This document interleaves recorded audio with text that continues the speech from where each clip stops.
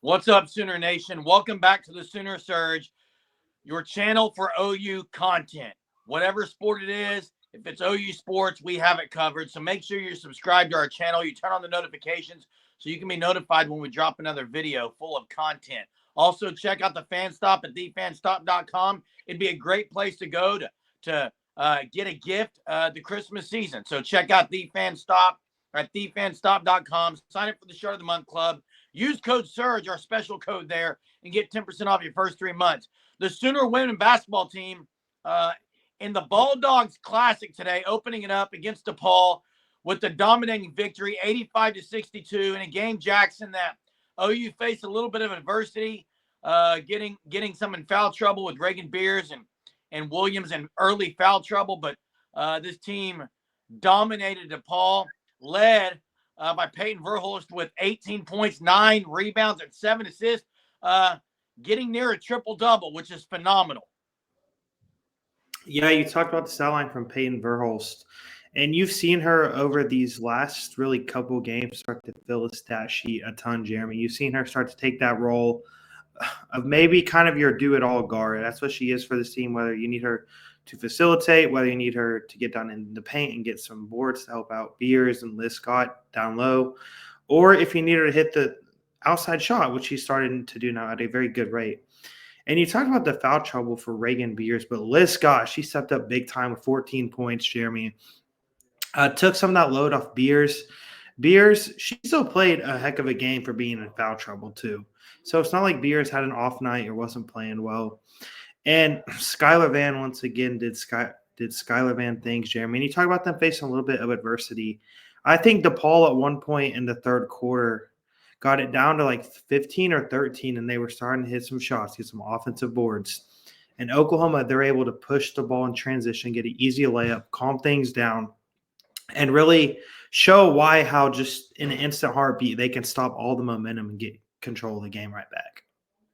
Yeah, and it's defensively today, they hold DePaul to 62 points. You look at the stat sheet, the Sooners only 6 of 20, I believe, from the three-point range.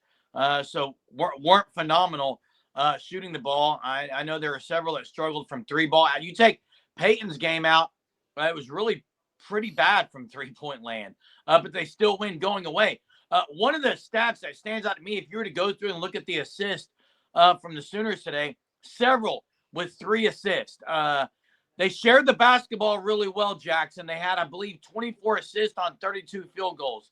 That tells you, I think, all you need to know, that this team continues to have great chemistry across the board. You mentioned Liz Scott stepping up for sure off the bench. That was phenomenal, 14, and Skylar Van with 11. And this sets up a matchup Wednesday at 3:30 against the number 13 Duke Blue Devils. Yeah, Jeremy, talk about that matchup. That's a big time test for Oklahoma, really a litmus test at this point in the season. They kind of see, is Oklahoma that true maybe Elite Eight, Final Four team that their ceiling has, that we as Oklahoma fans think that they can be. But you just talked about Oklahoma and the way they share the ball. And I think this is something I said in the last video as well that we did. Just really how they play offense together as a team is super fun to watch. You see them constantly backdoor cutting, people making the extra pass, selfless basketball in transition, Jeremy. You talk about the offensive system that Jenny runs. It's not really, you don't see many design plays. You just see them really kind of operate based upon the feel of the game. If the outside shot's falling, they're going to drive and kick. And if the three is there, if you have any space, you let it fire. But if the outside shot's not falling, you see them being able to control the game with Reagan Beers, who's got to be one of the best players in the country in general. And she might be the best center in the country as well, Jeremy.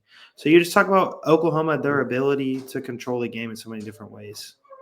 Yeah, 17 points, 8 boards today for Reagan Beers in a game where she was in definite early foul trouble, still almost getting the double-double today against DePaul. And you talk about the chemistry. You talk about how everything comes natural in the flow of the offense. I love that with Jenny Bronchek. And the other thing you have is, as the offense continues to do that, if they're going to play this well defensively, they're going to be a tough out. Right now, they're blowing everyone out. There's no close games, really. I think Wednesday, this matchup against Duke is going to tell a lot, like you said, how far this team can go when it gets to March. Because right now, they're pretty much trouncing everyone. I love what Jenny Baranczyk has done, who she's brought in from the portal, how everything has meshed early on. A lot of times you bring some in from the portal, and it takes a while. But this team, I mean, you got Lexi Keys coming off the bench, a three-point specialist. Today she was 0 for 3, but she helps in so many ways. That's the thing. Everyone knows their role on this team, and that's, I think, what separates this team from teams in the past. Yeah, Jeremy, and something I think that is unique about this Oklahoma team, something that's so great, and I think you see a lot of great teams in college sports do this in general, also in professional sports. They find their identity early as a team. In Oklahoma, they have an identity as a team, especially on the offensive side of the ball. It's you played through the post, through Skylar Van, through Reagan Beers, through Sahara Williams, through Liz Scott, and then you allow your guards like Peyton Verhulst, Zaya Van, Nevaeh Tot, Raina Scott to do their things and really facilitate, take the open shots that are there. And you just talk about the upcoming matchups. They have Duke, and then not so long after that, they have Louisville on the road, which is going to be an extremely tough matchup. You expect that to be a great crowd there in Louisville, Germ. And also, I think when you just talk about this Oklahoma team, what they can be, we're really going to know in these next few weeks how legit is Oklahoma. Are they that Final Four potential national championship team, or are they maybe just like a Sweet 16 bound team and maybe they're still a year away, a couple more pieces away? I think that's something we're going to have to see. They have the depth to make the run. They're 11, 12 deep. It's what players are going to step up when it's needed most, and who, when Oklahoma is struggling outside of Beers, is going to step up and hit that big shot.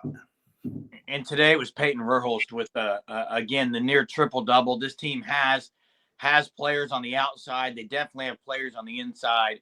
They're defending well. They're sharing the basketball.